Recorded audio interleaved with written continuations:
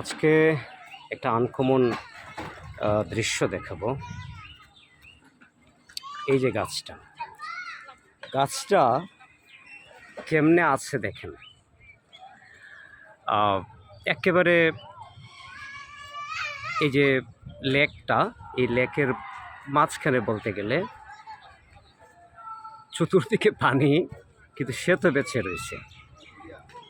কিছুদিন আগে আমার সাথে একজন এখানে হাঁটতেছিল, মানে ফর এক্সারসাইজ পারপাস হাঁটতেছিলাম। তখন আমার সাথের লোকটা বলতেছিল যে এই গাছটার দিকে কি ফলো করছো? তাল গাছ। বলছি হ্যাঁ ফলো করছি, দেখছি তো পানির উপরে আছে। তখন উনি বলতেছে যে কল্পনা করছো পানির মধ্যে সে বেঁচে রয়েছে, সে তো মরে যাওয়ার কথা। উনি আমাকে বলতেছেন এক অর্থে মানে আমাদের হবিগঞ্জের একমাত্র বৃক্ষ, আমাদের হবিগঞ্জ শহরের একমাত্র বৃক্ষ বোধহয় যে পানির উপরে সে বেঁচে রয়েছে। মানে সে তো নিশ্চয়ই সংগ্রাম করতেছে, তার তো কষ্ট হচ্ছে, কিন্তু সে তবুও বেঁচে রয়েছে। এটার নামে জীবন।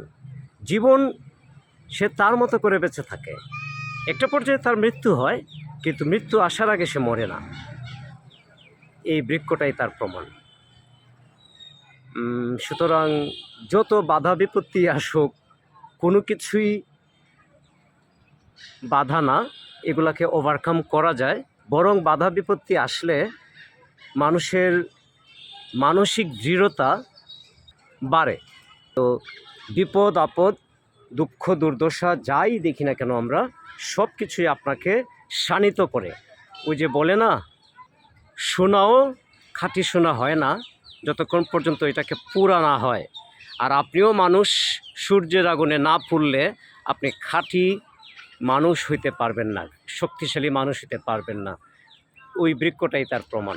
সে এভাবে বেঁচে আছে এবং ভালোভাবেই বেঁচে আছে। তো আমরাও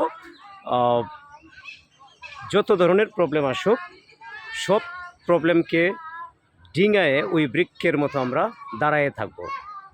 একটা গান আছে, ওই যে দেখছি ফুলের গাছটা, আদমরা সেই ফুলের গাছটা, তবু সেই গাছটাতে নতুন করিতে নতুন প্রাণের ছন্দ, বাঁচার সে কি আনন্দ।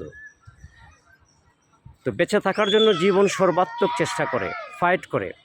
কেউ বাঁচে, কেউ মরে, সবাই মরে, কিন্তু কেউ একটু আগে মরে যায়, কেউ ফাইট করে বেশি দিন টিকে থাকতে পারে। That's all for today.